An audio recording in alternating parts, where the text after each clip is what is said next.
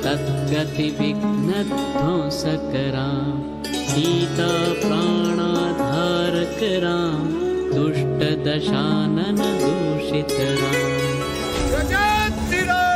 शिष्ट हनुमत भूषित राम, सीता वेदित काकावन राम, श्रुत चूड़ामणि दर्शन राम, कपिवर वचनाश्वासित राम।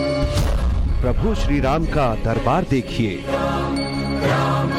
गर्भगृह का कपाट देखिए, शिष्ट हनुमत भूषित राम, प्रभु दर्शन की सीढ़ियां देखिए, काकावन राम, श्रुत चूड़ामणि दर्शन राम। राम मंदिर पर सियासत के बदलते चेहरे देखिए। श्री राम मंदिर निर्माण की ये वो अलौकिक तस्वीरें हैं जिसका करोड़ों राम भक्त हर पल इंतजार करते हैं। जैसे जैसे भव्य मंदिर के उद्घाटन का समय नजदीक आता जा रहा है, राम भक्तों का उत्साह भी बढ़ता जा रहा है। बहुत सुंदर लग रहा है मित्र, बहुत अच्छा लग रहा है, बिल्कुल अलौकिक बन रहा है, अद्वितीय बन रहा है। तस्वीरें देख के सर ये ख्याल आता है कि जो निर्माण हो रहा है बहुत अच्छा हो रहा है, बहुत जो कार्य भी है बहुत भव्य तरीके से किया जा रहा है यहाँ पे।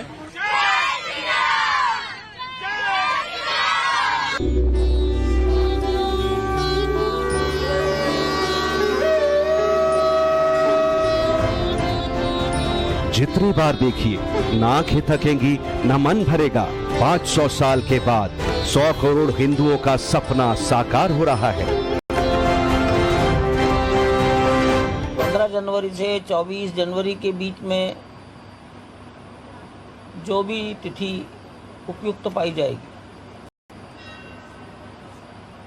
भगवान की प्राण प्रतिष्ठा उस दिन हो जाएगी।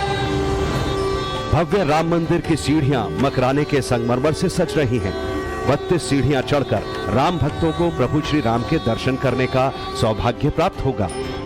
ये तस्वीर राम मंदिर के गर्भगृह के मुख्य कपाट की है, जो बनकर तैयार हो चुके हैं। इस पर विष्णु कमल, वैभव प्रतीक गज यानी हाथी, प्रणाम स्वागत मुद्रा में देवी चित्र अंकित हैं। इसकी चौड़ाई 10 फीट और ऊंचाई 15 फीट है। इन्हें लगाकर टेस्टिंग की जा रही है। इस भव्य कपाट को सागौन की लकड़ी से बनाया जा रहा है। 3 मंजिला श्री राम मंदिर में कुल 42 कपाट लगने हैं। हर तल पर 14 दरवाजे लगाए जाने हैं। अभी सिर्फ गर्भगृह के कपाटों को लगाने का काम किया जा रहा है। श्री राम के भव्य मंदिर का उद्घाटन 22 जनवरी को होना है, लेकिन राम की नगरी अयोध्या अभी से राम भक्तों से गुलजार होने लगी है। इसी क्रम में बॉलीवुड अभिनेता अनुपम खेर ने भी प्रभु श्री राम के दरबार में हाजिरी लगाई। अभिनेता के अलावा और भी उत्तरदायित्व होते हैं नागरिक होने के नाते देश के, लोगों को उजागर करना और लोगों को अलग अलग देश की जो अलग जगहें हैं उनके बारे में बताना, और वही फर्ज मैं अपना निभा रहा हूं और उसी वजह से यहाँ आया हूं। सनातन सत्य है, शाश्वत है, राम कण कण में है, राम जन जन में है, राम सर्वत्र हैं, सर्वज्ञ हैं। अब रामलला साक्षात भी होंगे। बस कुछ महीनों का इंतजार और देखने वाला है सनातन का एक भव्य दिव्य अद्भुत आकार, जिनके दर्शन के लिए अब राहुल गांधी ने भी अर्जी लगा दी है। दरअसल 2024 के आम चुनाव को लेकर अलग अलग मोर्चों पर तैयारियां चल रही हैं।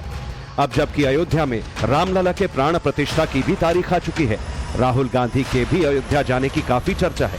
ये खबर तो मालूम हो गई कि राहुल गांधी के अयोध्या जाने को लेकर अंदर ही अंदर तैयारी चल रही है, लेकिन ये सब कब होना है अभी किसी को नहीं पता। लेकिन अयोध्या में चल रही चर्चाओं की बात करें तो माना जा रहा है 2024 के आम चुनाव से पहले कांग्रेस नेता राहुल गांधी राम मंदिर दर्शन के लिए पहुंच सकते हैं। लेकिन सवाल यह है कि श्री राम के अस्तित्व पर सवाल उठाने वाली कांग्रेस को प्रभु राम की शरण में जाने की जरूरत क्यों पड़ रही है। 2017 के उत्तर प्रदेश विधानसभा चुनाव से पहले राहुल गांधी किसान यात्रा पर थे और खाट सभा करते करते वो अयोध्या भी पहुंचे थे, लेकिन तब उन्होंने रामलला के दर्शन नहीं किए। हालांकि राहुल हनुमानगढ़ी मंदिर तक जरूर पहुंचे। राहुल की राम से दूरी और हनुमान मजबूरी के पीछे राजनीतिक पंडितों का मानना है कि राहुल गांधी रामलला के दर्शन करके मुस्लिम वोट बैंक को नाराज नहीं करना चाहते थे। तुष्टीकरण की पॉलिटिक्स में राहुल को सिर्फ वोट नजर आ रहे थे। लेकिन अब कांग्रेस को चुनाव जीतने के लिए 80% हिंदुओं के वोटों की भी जरूरत है। लिहाजा राहुल गांधी राम राम जप रहे हैं। जय श्री राम जय श्री राम मरिया पुरुषोत्तम राम। जय श्री राम जय श्री राम जन जन को भाए श्री राम। राहुल ही नहीं, राम पर सवाल उठाने वाले कांग्रेसियों की फहरिस्त काफी लंबी है। 2019 के चुनाव से पहले जब प्रियंका गांधी वाड्रा को कांग्रेस महासचिव बनाकर पूर्वी उत्तर प्रदेश का प्रभार दिया गया तो वो भी अयोध्या पहुंची थी, लेकिन राम की नगरी में उन्हें प्रभु राम की याद नहीं आई। प्रियंका भी हनुमानगढ़ी से आगे नहीं बढ़ी और रामलला के दर्शन किए बगैर ही लौट आई थी। बदले में यूपी की जनता ने कांग्रेस को चुनावी धूल चटा दी। लेकिन अब कांग्रेस 2017 और 19 की गलती दोहराना नहीं चाहती। देश बदल चुका है, समय बदल चुका है, देश में सनातन का मुद्दा छाया हुआ है, अयोध्या नया इतिहास लिख रहा है, यूपी समेत देश भर में राम नाम की गूंज है। ऐसे में कांग्रेस को एक बार फिर हिंदुओं की याद आई है। इस वक्त देश में कांग्रेस पर तुष्टीकरण की राजनीति के आरोप लगते हैं, लेकिन एक वक्त था जब राजीव गांधी ने 1985 में विवादित स्थल का ताला खुलवाया था। राजीव ने सिर्फ ताला ही नहीं खुलवाया बल्कि विश्व हिंदू परिषद को शिलान्यास की अनुमति भी दी थी। लेकिन आज उसी कांग्रेस को राम मंदिर निर्माण के पक्ष में सफाई देनी पड़ रही है। ऐसे में सवाल यह है कि क्या 24 में कांग्रेस राजीव गांधी को मिलने वाला श्रेय दोबारा हासिल कर पाएगी? इसमें कोई दो राय नहीं कि आज देश में सियासत और सनातन एक दूसरे से गहरे जुड़े हैं। हाल ही के दशकों में देश की सियासी जमीन पर जिस मुद्दे ने सबसे ज्यादा तूल पकड़ा वो मसला है अयोध्या के श्री राम मंदिर का। ये एक ऐसा मुद्दा है जिसने आधुनिक समय में देश की सियासत की दशा और दिशा दोनों बदल कर रख दी। अब तो चुनाव से ठीक पहले भव्य श्री राम मंदिर का उद्घाटन भी होने जा रहा है। इसी को लेकर इंडी गठबंधन बेहद परेशान है। 2024 की जंग में मोदी को घेरने के प्लान पर विपक्ष को पानी फिरता दिख रहा है। 26 विपक्षी पार्टियां एक साथ मिलकर 24 का चक्रव्यूह तैयार कर रही हैं। महंगाई, बेरोजगारी, किसानों के लिए एमएसपी, भारत चीन बॉर्डर विवाद, जातीय जनगणना, आरक्षण और हिंदू मुस्लिम जैसे मुद्दों पर मोदी सरकार को सीधे चैलेंज कर रही है। लेकिन मोदी के मास्टर स्ट्रोक श्री राम मंदिर निर्माण का विपक्ष के पास कोई तोड़ नहीं है। सनातन और श्री राम पर सवाल उठाने वाले बयान भी सिर्फ कांग्रेस में ही नहीं है। 24 में मोदी के खिलाफ जीत का खूंटा गाड़ने का दावा करने वाली पार्टियों के अंदर कई ऐसे नेता हैं जिनके विवादित बयानों ने श्री राम मंदिर के मुद्दे को इतना बड़ा बना दिया है कि अब शायद प्रभु राम भी इनकी मदद न कर पाए। 24 का दंगल 23 में ही शुरू हो चुका है। हर कोई प्रभु राम के रथ पर सवार होकर चुनावी तैयारी में जुटा है, क्योंकि सवाल 80 करोड़ हिंदू वोट बैंक का है, जिसके बिना जीत का परचम लहराना मुश्किल ही नहीं नामुमकिन सा लगता है। इसीलिए इंडी गठबंधन के कई नेताओं ने अयोध्या का टिकट कटा लिया है। अखिलेश यादव तो यहां तक कह चुके हैं कि राम मंदिर बन जाएगा तो पूरे परिवार के साथ अयोध्या जाकर रामलला के दर्शन करेंगे। कहते हैं दिल्ली का रास्ता यूपी से होकर जाता है, इसीलिए यूपी के 80 लोकसभा सीटों पर सबकी नजरें हैं, जहां करीब 78% हिंदू वोटर्स हैं। लोकसभा सीटों के लिहाज से दूसरा नंबर महाराष्ट्र का आता है, जहां के 48 सीटों पर करीब 80% हिंदू मतदाता है। बिहार की 40 लोकसभा सीटों पर उम्मीदवारों के भविष्य का फैसला भी 80% हिंदू वोटर्स के हाथों में होता है। मध्य प्रदेश की 29 सीटों पर करीब 90% हिंदू वोटर्स हैं। गुजरात की 26 लोकसभा सीटों पर भी करीब 86% हिंदू वोटर्स हैं। राजस्थान की 25 सीटों पर यह आंकड़ा करीब 87% है। ये वो आंकड़े हैं जिन्हें देखकर मोदी विरोधियों को राम याद आने लगे हैं। सनातन विरोधियों के मन में हिंदू प्रेम उमड़ने लगा है। दिसंबर के अंत तक भव्य राम मंदिर बनकर तैयार हो जाएगा। मंदिर परिसर के अलावा अयोध्या भी पूरी तरह संवर जाएगी। इसके बाद 22 जनवरी को पीएम मोदी अयोध्या में रामलला की प्राण प्रतिष्ठा करेंगे।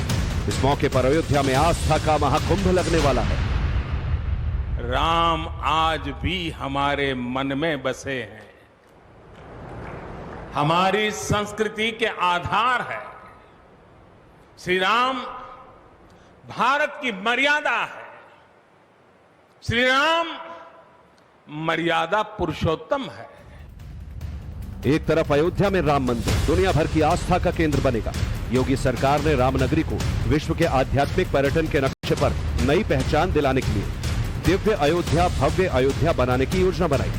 योगी सरकार ने 2017 में पहली बार अयोध्या में दीपोत्सव का भव्य आयोजन कर साफ संकेत दिया था कि अयोध्या सरकार की सर्वोच्च प्राथमिकता है। अब वोट बैंक की राजनीति के चक्कर में अयोध्या के विकास के साथ कोई समझौता नहीं होगा। अयोध्या में राम मंदिर का शिला पूजन होने के बाद से सरकार रामनगरी के विकास में जुटी है। रामलला की मूर्तियों की प्राण प्रतिष्ठा के बाद भी मंदिर में निर्माण कार्य जारी रहेगा। क्योंकि मंदिर की भव्यता में कोई कमी न रह जाए, इस पर विशेष ध्यान दिया जा रहा है। राम मंदिर की भव्यता का अंदाजा इसी बात से लगाया जा सकता है कि 12 घंटे में 70,000 से 75,000 लोग रामलला के दर्शन कर सकते हैं। अगर मंदिर 12 घंटे के लिए खुलता है तो लगभग 75,000 लोग दर्शन कर पाएंगे। मतलब एक भक्त लगभग 1 मिनट तक रामलला का दर्शन करेंगे। अनुमान यह भी है कि अगर आगे एक दिन में 1.25 लाख भक्तों की भीड़ जुटती है तो दर्शन की अवधि लगभग 20 सेकंड घट सकती है। 26 जनवरी से पहले आम लोगों के लिए भव्य राम मंदिर के दरवाजे खोल दिए जाएंगे। इसके बाद करोड़ों राम भक्त अपने आराध्य के दर्शन कर सकेंगे।